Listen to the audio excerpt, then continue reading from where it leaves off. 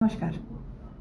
आज जिस टॉपिक पे हम बात करेंगे वो टॉपिक किसी मेरे व्यूअर ने भेजी है जो मेरा रेगुलरली मेरा पॉडकास्ट देखते रहते हैं और उन्होंने भेजा है और ये कहा कि आप इस बारे में हमें बताइए कि क्या जानकारी किताबों में या पुराणों में या हमारे हिंदू स्क्रिप्चर्स में लिखी हुई है। जी हाँ, मैं बहुत लंबा ना करते हुए आज का टॉपिक आपको बताऊंगी। उन्होंने मुझसे जो नाग थे पुराने समय में, जो 3 नागों की बात की गई है, शेषनाग और वासुकी नाग और कालिया नाग, इन 3 नागों के बारे में जानकारी मांगी थी कि ये नाग किस प्रजाति के थे या हमारे किताबों में इनके बारे में क्या लिखा है। क्या हमारी संस्कृति में सच में पहले ज़माने में नाग हुआ करते थे या लोगों की नाग पैदा होते थे, जन्म लेते थे। तो जैसे कि आज के टाइम पर तो इस तरह की प्रजातियां अलग अलग उसमें हैं, जानवरों में मिलती हैं कि भाई रेप्टाइल्स हैं तो उसमें पैदा हो गए नाग, छिपकली, इस टाइप के। 4 पाए हैं तो वो जानवरों में, 4 पैर वाले जानवरों में आ गए।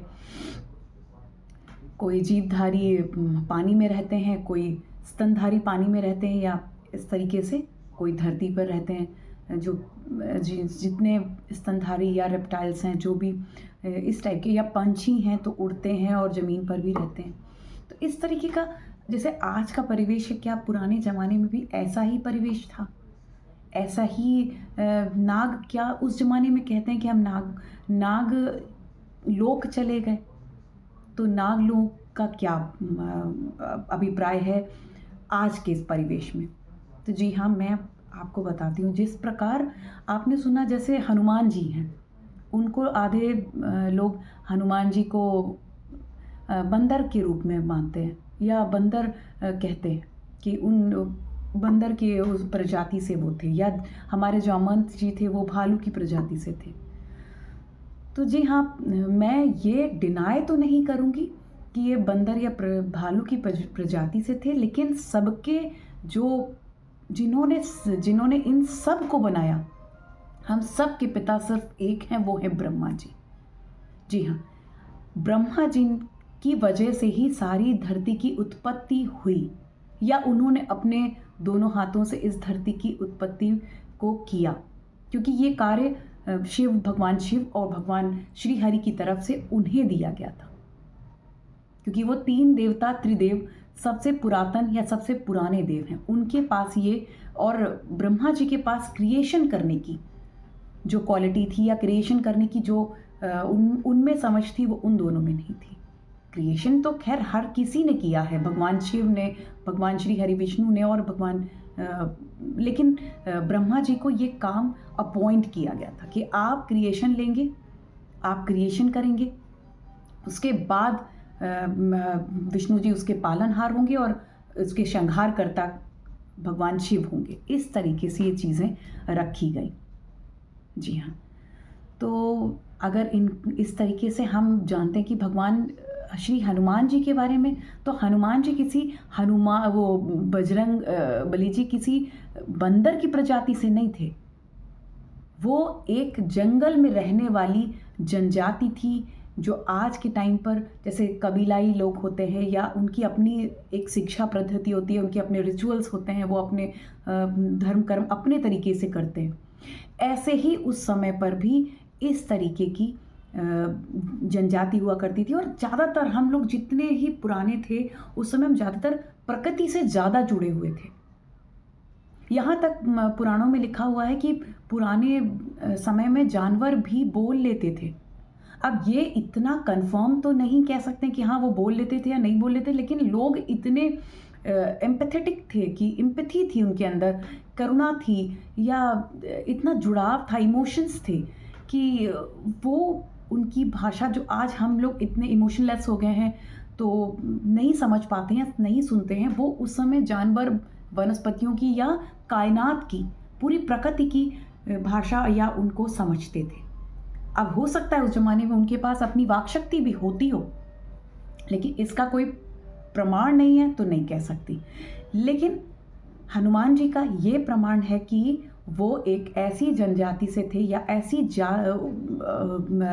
धर्म से, ये ऐसी कबीला कह सकते हैं, या ऐसे ग्रुप से थे जहाँ पर लोग ज़्यादा से ज़्यादा मतलब एनर्जेटिक टाइप के थे, क्योंकि मंगल मजबूत होता है, कहते हैं जिनका मंगल मजबूत होता है वो एक जगह टिकते नहीं, या वो एक जगह, तो ऐसे ही उनमें तो अथाह क्वालिटी है मंगल की, मतलब एनर्जेटिक होने की, और बॉडी उनकी बहुत अच्छी थी। तो एक जंगल में रहने वाले व्यक्ति का जीवन, जिस तरीके से हम शहरों में रह रहे हैं, हमारा जीवन अब बहुत ख़राब तरीके से, हम सुबह उठने से लेकर के रात में सोने तक हमारा कोई सिस्टम नहीं है, पर वहाँ पर एक सिस्टम मेंटेन करना पड़ता है। वहाँ पर उस प्रकृति के जितना आप करीब होंगे, आप उतना ही सिस्टम के अंदर रह सकेंगे। आप जितना प्रकृति से दूर जाते जाएंगे, आपका सिस्टम उतना ही खराब होता जाएगा, उतना ही आपका शरीर खराब होगा। इसी तरीके से हनुमान जी का था। चलिए अब वापस लौटते हैं हम अपने इन नागों के बारे में, जिनके बारे में उस व्यूअर ने हमसे पूछा था कि हमारे नागों की उत्पत्ति कैसे हुई। तो मैं उस बारे में क्या लिखा है पुराणों में वो बताती हूँ। तो ब्रह्मा जी के 6 मानस पुत्र थे, जिनमें एक का नाम मारीची था, और उनके जो पुत्र हुए उनका नाम दक्ष प्रजापति था, और उन दक्ष प्रजापति की 17 पुत्रियाँ थीं। उन 17 पुत्रियों में का विवाह ऋषि कश्यप से हुआ था, और ऋषि कश्यप की जो 2 पत्नियां हुई, उन्हीं की ऋषि दक्ष कन्या की 17 कन्याओं में से 2 कन्या थी। एक थी कद्रू और दूसरी थी विनता। तो ये दोनों एक दूसरे से थोड़ा सा, वैसे तो बहनें थी, लेकिन एक दूसरे से जब विवाह हो जाता है, विवाह उपरांत कई बार हो जाता है कि एक दूसरे से बहन होने के बाद भी वैमनस्य पैदा हो जाते हैं। इन दोनों के बीच में इस तरीके का वैमनस्य पैदा हो गया। लेकिन कद्रू ने बड़ी ज़िद करके कश्यप जी को ये मना लिया कि आप हम उन्हें माँ बनने का इच्छा उन्होंने जाहिर की। और उस समय की प्रथा या उस समय का समय काल था जिस समय अगर महिलाएं या पत्नियां अपने पति से इस तरह की मांग रखती थी तो पतियों को पूर्ण करनी पड़ती थी। लेकिन जैसे कि कुछ चीज़ें हैं कि जिनको रात्रि के समय ही बताया गया है, पर उस समय उन्होंने ये मांग की कि आप इसे, उन्होंने दिन में इस तरीके की मांग रखी कि आप दिन में संभोग करें। तो ऋषि मुनि को ना चाहते हुए उन्होंने हर तरीके से उन्हें समझाया, पर उन्हें ना चाहते हुए भी कद्रू की बात को मानना पड़ा, क्योंकि उस समय पत्नी की या किसी भी महिला का रखा हुआ प्रस्ताव नकारना मीन्स किसी बहुत बड़े दंड या बहुत बड़े एक तरीके से किसी को आपने मार दिया, मृत्यु दंड दे दिया हो, इस बराबर माना जाता था। वो काल था। महिलाओं की वो जगह हुआ करती थी, वो सशक्तिकरण महिलाओं के अंदर हुआ करता था कि उनकी बात एक ऋषि मुनि तक टाल नहीं सकते थे, जो सच में जिनके पास अथाह नॉलेज थी। लेकिन एक सिस्टम ऐसा सामाजिक जो ढांचा बना था वो इस कदर से सुगठित ढांचा था, जिसमें कि आप महिलाओं की इस कदर उनकी अवहेलना नहीं कर सकते थे।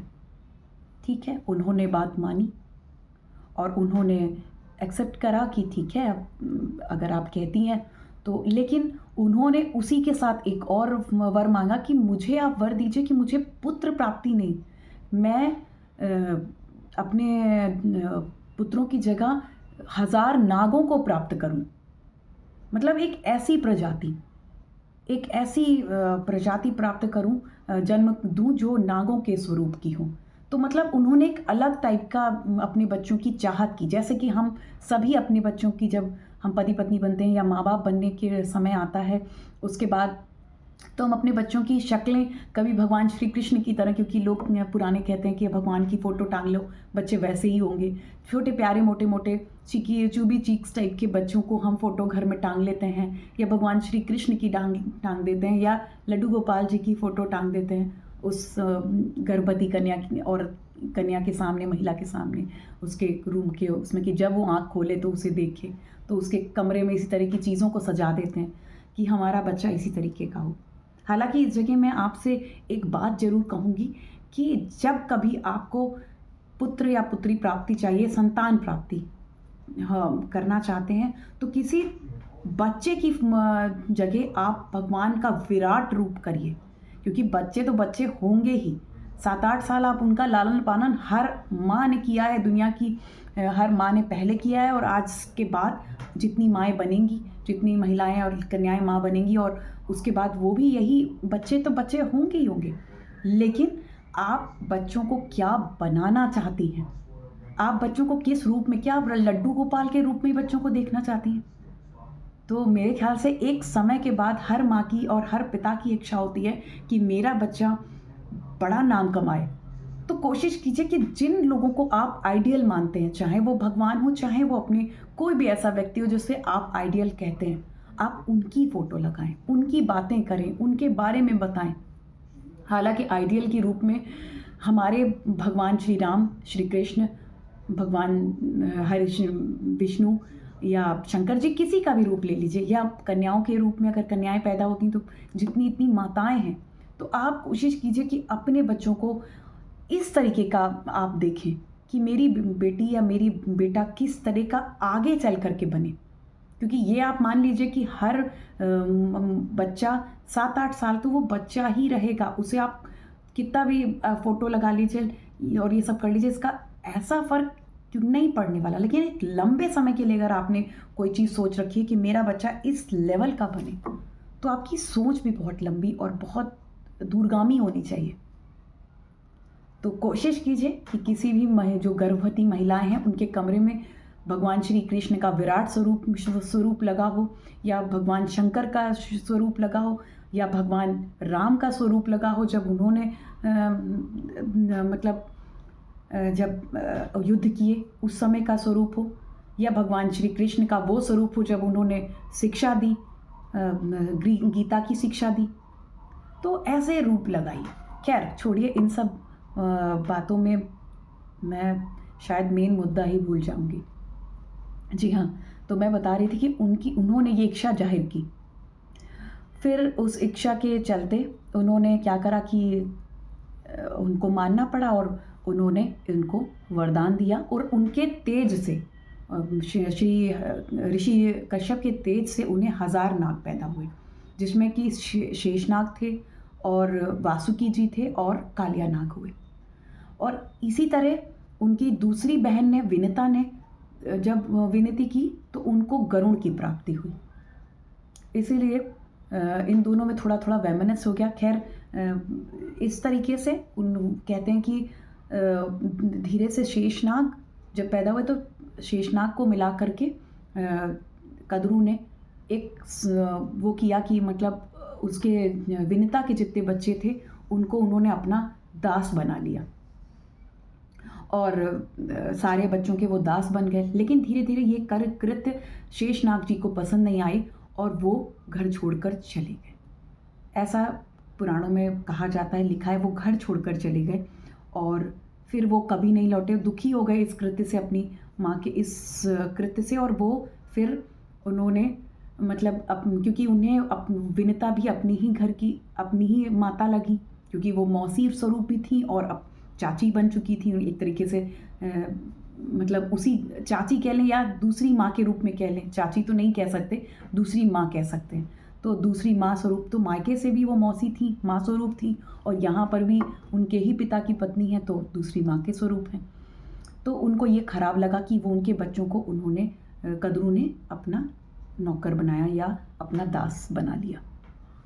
इससे वो दुखी होकर के वो घर त्याग करके चले गए और उन्होंने श्री हरि विष्णु जी का साथ लिया, जो कि शेषनाग आप जानते होंगे, श्री हरि विष्णु जिसमें विराजते हैं, या उनकी सैया है, जो क्षीर सागर में उनकी सैया जिस नाग ने अपने पूरे लगा रखी है, बना रखी है, गोल गोल उन्होंने बनाया हुआ है, उसके बाद वो उसमें लेटते हैं, वहीं माँ लक्ष्मी बैठती हैं और उसी के फन भगवान विष्णु के ऊपर अपने फन से वो उन्हें रक्षा करते हैं, उनकी देख रेख करते हैं या उनका मतलब बचाव करते हैं। लेकिन खैर भगवान का क्या बचाव करेंगे कोई, लेकिन फिर भी भगवान ने उनको इस तरीके का काम दिया हुआ है।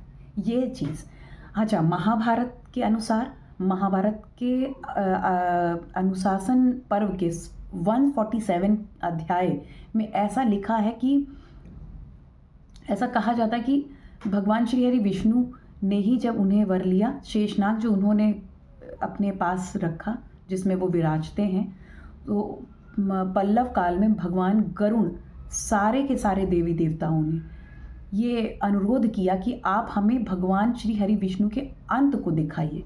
तो मतलब भगवान ने ये शक्ति उन्हें दी कि हाँ, ये शक्ति गरुड़ के पास भी नहीं थी, जबकि भगवान श्री हरि गरुड़ फिर भी विराजते हैं, लेकिन उनके पास भी ये शक्ति नहीं थी कि वो उनका अंत देख सकें। ये सिर्फ शेषनाग के पास शक्ति भगवान श्री हरि विष्णु ने दे रखी थी कि वो उनका मतलब हर चीज़ उनके बारे में बता सकें। तो सारे देवी देवताओं ने ऐसा लिखा है गया है कि उन्होंने शेषनाग की स्तुति की और उनसे पूछा कि क्या आप बता सकते हैं कि भगवान श्री हरि विष्णु का अंत कैसे है। तो तब ऋषि कश्यप के बलवान पुत्र ने सारी की सारी शक्ति लगा दी, मतलब शेषनाग ने सारी की सारी शक्ति लगा दी, और लेकिन फिर भी वो भगवान विष्णु का अंत न देख सके। उन्होंने उनके सारे स्वरूप देखे कि कैसे कैसे वो किस किस रूप में किस किस काल में आएंगे, सतयुग में, त्रेता में, द्वापर में या कलयुग में किस किस रूप में आएंगे, लेकिन वो उनका अंत नहीं देख सके कि भगवान श्री हरि विष्णु का अंत क्या है। अरे तो भगवान का अंत है ही कहाँ, हमारे भगवानों का कोई अंत नहीं है, वो अनंत हैं। चाहे भगवान विष्णु हो, चाहे शिव हो, चाहे ब्रह्मा हो, सब अनंत हैं। कभी इस पर भी बात करूँगी कि इनके कितने कितने काल हैं, इनका कहीं अंत नहीं है। खैर, अभी तो भगवान शेष अपने पूर्णांत से विचरण करते हुए मतलब पूर्ण आनंद के साथ विचरण करते हुए पूरा मतलब घूमते गए, लेकिन वो कहीं पर भी उनका अंत न ढूंढ सके। तो ऐसा इनके बारे में ये कहानी लिखी गई है। और ऐसा है कि लोग कहते हैं कि भगवान शेषनाग पृथ्वी के का आलिंगन करते हैं, पृथ्वी का भी आलिंगन वो करते हैं और फिर पाताल में जाकर निवास करते हैं, क्योंकि उनका निवास स्थान पाताल बताया गया है। और श्री हरि विष्णु के वो सेवक रूप में क्षीर सागर में विराजमान है। वो तो जैसा कि आप फोटोज़ में, कैलेंडर्स में देखते ही हैं कि वो एक सैया रूप में उन्होंने बना रखा है खुद का पूरा शरीर, जो उन्होंने गोल गोल इस तरीके से कुंडली जैसी बना रखी, जिसमें श्री हरि विष्णु जी लेटते हैं और माँ उनके चरण दबा रही हैं, और उनका जो फन है वो ऊपर की तरफ उन्होंने श्री हरि विष्णु जी के ऊपर रख रखा है, जिससे कि वो धूप और वर्षा से या सब चीज़ों से बचाव करते हैं, ऐसा उन्हें लगता होगा, क्योंकि वो सेवक हैं उनके।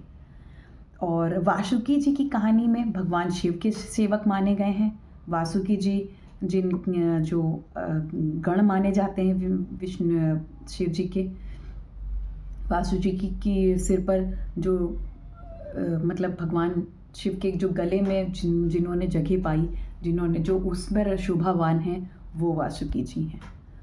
और कालिया नाग के बारे में कहते हैं कि अच्छा, वासुकी जी के लिए कि वो एक चीज़ उनके बारे में और जिक्र था कि वासुकी जी ने ही 10,000 हाथियों का बल भगवान भीम को दिया था। जब भीम को एक कथा के अनुसार, महाभारत की एक कथा के अनुसार, भीम को जब दुर्योधन ने पानी में खीर खिला करके, जहरीली खीर खिला करके उसे बेहोश कर दिया और पानी में छोड़ दिया कि धीरे धीरे ये मर जाएगा। लेकिन वहीं वासुकी नाग जी आए और वासुकी नाग जी ने उनको वहीं पर वो कुंडली मारकर बैठे हुए थे, और क्योंकि ये सब भगवान की लीला थी, तो ये भी लीला का ही पार्ट था कि उसमें वो जाकर पहले से ही वहीं विद्यमान थे। वहीं जाकर वो लुढ़कते लुढ़कते उन्हीं के खो में जाकर गिर गए, जिसको पानी का सबसे निचला हिस्सा कहते हैं, जहाँ तले पर जाकर के भीम गिर गए अपनी बेहोशी की हालत में। तो वहीं पर वो बैठे हुए थे वासुकी नाग। उन्होंने फिर उनको जिंदा किया, उन्हें इस नाग जो वो था उनका जो खीर में उन्होंने मिलाया था जहर, उस जहर को उन्होंने बाहर निकाला और फिर उन्होंने उन्हें 10,000 हाथियों के बल को प्रदान कर, मतलब एक शक्ति प्रदान की, अपनी एक शक्ति प्रदान की, जिससे उनके पास 10,000 हाथियों का बल और आ गया। क्योंकि भीम वैसे ही बहुत बलवान थे, पर उनको इस चीज़ का प्राप्ति हुआ। तो कहते हैं ना कि कभी कुछ बुरा हो तो उसके पीछे कुछ अच्छा ज़रूर छुपा होता है, और कभी कुछ अच्छा हो तो बहुत खुश नहीं होना चाहिए, उसके पीछे कहीं ना कहीं कोई ना कोई दुख जरूर होता है। तो ये वाइसे वर्सा है, दोनों चीज़ें एक दूसरे पर इंटरडिपेंडेंट हैं। दुख आएगा तो सुख आना ही है, और सुख आ रहा है तो दुख आना ही है, और ये जीवन चक्र है, इसी तरह ही चलता है, सबके साथ चलता है, हमेशा एक जैसा जीवन किसी का नहीं रहा। चलिए अब तीसरे नाग के बारे में बात कर लेते हैं, कालिया नाग के बारे में। तो कद्रू के जो पुत्र थे कालिया नाग जी, उन्हें पनंग जाति का नागराज कहा जाता है, पनंग जाति का नागराज कहते हैं। और इनका निवास स्थान रमणद्वीप था उस समय पर, रमणद्वीप, जैसा कि महाभारत में लिखा हुआ है कि रमणद्वीप। और लेकिन पक्षीराज गरुण से वैमनस्य इनका सबसे ज़्यादा था। इनका वैमनस्य हो जाने के कारण ये यमुना नदी के एक कुंड में आकर के रहने लगे थे। यमुना नदी वही जब कालिया नाग के ऊपर श्री कृष्ण ने अपना नृत्य किया था, तो वही कालिया नाग हैं। उनसे जब वैमनस्य हुआ तो वो सब जगह से भागकर छुप करके, गरुण से छुप करके वो आकर के यमुना नदी में छुप गए। और फिर तो आपको वहाँ फिर कहते हैं कि ऐसा श्राप दिया था, मतलब ऐसा उनको श्राप था जो महर्षि सोमवार ने ऐसा श्राप इनको श्रापित किया था। और उसके बाद ये गरुण से बचते हुए, क्योंकि उनको ये श्राप हो गया था कि वो कहीं भी बच नहीं पाएंगे।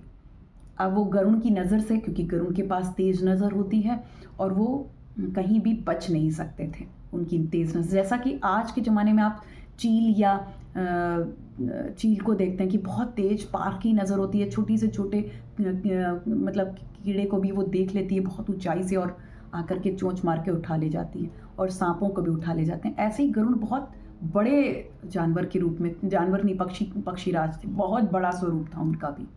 तो वो बहुत ऊंचाई से देख लेते थे, और इस डर से कि कहीं वो आकर के मुझे चोंच में अपनी दबा करके कहीं मार ना दें, इस वजह से कालिया नाग जाकर के यमुना में छुप गए। और यमुना में उन्होंने छुपे भी क्यों, वो कारण था, क्योंकि ये भी पूरा लिखा हुआ वृत्तांत है जो पहले से ही रचा जा चुका था।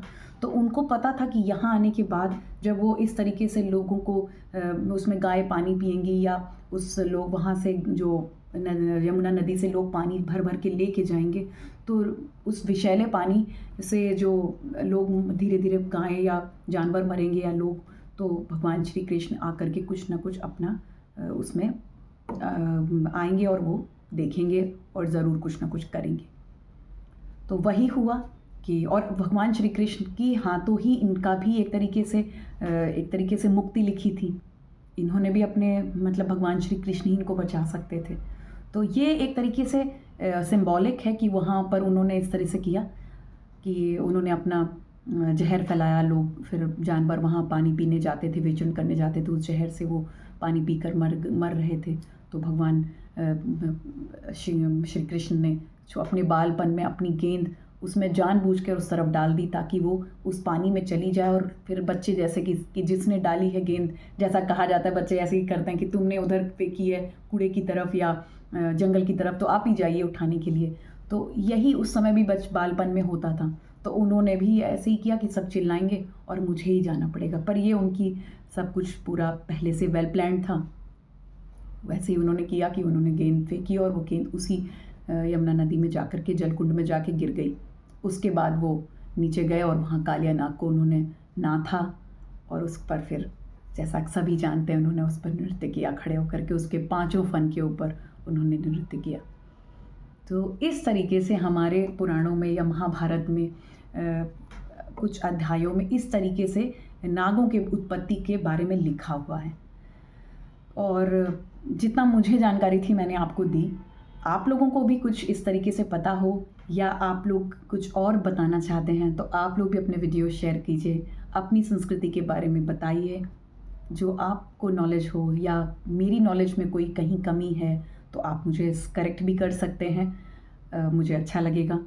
और और जिन लोगों को शायद ये ना पता हो तो उनके लिए आज का जो नया यूथ है, मैं अब ज़्यादातर उन्हीं को ये स्टोरीज सुनाती रहती हूँ कि उन्हें पता चले कि ये चीज़ें वो मतलब इन चीज़ों से कनेक्ट करें कि हमारे स्क्रिप्चर्स में जो चीज़ें बनी हैं या लिखी गई हैं उनका महत्व क्या है, या हमारे हिंदू पुराणों में इन सब चीज़ों पर मतलब हर एक छोटी कण के बारे में भी बात की गई है। ऐसे ही नहीं कहा जाता कि कण कण में है शंकर। तो मतलब हमारे स्क्रिप्चर्स में तो हर चाहे आप नदी ले लीजिए, चाहे पहाड़ ले लीजिए, चाहे सूर्य ले लीजिए, चाहे वनस्पतियाँ ले लीजिए, हर एक की कहानी है, हर एक की कहानी है, केवल इंसानों की नहीं। तो हम ऐसी संस्कृति हैं। मैं हमेशा अपनी संस्कृति के को ही लेकर के बात करती हूँ, क्योंकि मैं जानती हूँ कि आज का यूथ अगर वो इस तरीके की चीज़ों को नहीं सुनेगा, नहीं समझेगा, नहीं कर, क्योंकि हम अगर उन्हें स्टोरीज नहीं बताएंगे, हम खुद उन्हें मिथ मानेंगे। क्योंकि मैं माइथोलॉजी कहना हमारी हिस्ट्री को थोड़ा गलत मानती हूँ। लोग रामायण को या महाभारत को माइथोलॉजी कहते हैं, मुझे थोड़ा शब्द बहुत ख़राब लगता है। ये मैथोलॉजी नहीं है, ये हमारी हिस्ट्री है। बस उस हिस्ट्री इतनी पुरानी, आप सोचिए कि भगवान राम के लिए भाई 14,000 साल का उनका समय है, समय काल रहा है, और भगवान श्री कृष्ण का 5,000 साल का ये समय रहा है जब ये युद्ध हुए और महाभारत हुई। उसके बाद कलयुग आया। तो हम ऐसी पुरानी, इतनी गूढ़ और इतनी पुरानी संस्कृति के आज के नए युग हैं जिनको कलयुग कहा गया, आज के युग हैं। तो कैसे आप, जिनका उत्पत्ति 2000 साल पहले जिनके भगवानों की हुई हो, जिनके भगवान 1400 साल पहले हुए हों, उनसे आप 14,000 साल पहले भगवान श्री राम की उत्पत्ति हुई, कैसे आप उनका वो कर सकते हैं? धरती 50,000 साल पुरानी कही जाती है। जब आप ये जानते हैं कि डायनासोर 50,000 साल पुराने थे, तो उसके बाद जीवन आया ना, है ना? आप इस तरीके से जीवन आया। ये कोई 2000 साल पुरानी धरती नहीं है हमारी कि 2000 साल में हम लोग इतने इवॉल्व हो गए कि यहाँ इंसान बनने लगे, और एल्गी से और धीरे धीरे रेप्टाइल्स बने, और फिर रेप्टाइल से फिर पृथ्वी वाले जानवर, फिर हम बंदरों से उठ करके यहाँ चले आए। ऐसा कहीं कुछ नहीं हुआ कि ऐसा जिस तरह आदिमानव को बता दिया गया 2000 साल पहले ऐसे ऐसे आदिमानव मिले और उसका ये हुआ वो हुआ। भाई हम 5000 साल पहले भी इंसान थे, और इतने अच्छे और इतने दिमाग वाले इंसान थे कि हमारे यहाँ महाभारत जैसा युद्ध हुआ था। उससे पहले 14,000 साल पहले हमारे भगवान श्री राम इस धरती पर जन्मे थे। 500 साल पुराना तो हमारा मंदिर हो गया, जिसके लिए हमने 500 साल तक आहुतियाँ दी हैं। तो हमारी संस्कृति बहुत गूढ़ है, बहुत पुरानी है, बहुत, लेकिन आज भी उतने ही यथार्थ में आप अगर उसे पढ़ेंगे तो आज के युग से, आज के यथार्थ से उसे जोड़ सकते, इतना साइंटिफिक है। खैर, फिर किसी वीडियो पर इस तरीके की बातें करते रहेंगे। कुछ नया वीडियो लाऊंगी, कुछ नई जानकारी लाऊंगी, कुछ और इंटरेस्टिंग बातें लाऊंगी। कभी युग पर भी बात करेंगे कि युग कितने पुराने हैं, कैसे हैं, कि कैसे युग मनवंतर या युगों का जो एक 4 युगों में हमारे कैसे बांटा गया। तो ब्रह्मा जी के ने किस तरीके से इन युगों को बांटा है। तो इन सब चीज़ों पर भी कभी बात करेंगे। पर आज के इस वीडियो में बस इतना ही। नमस्कार।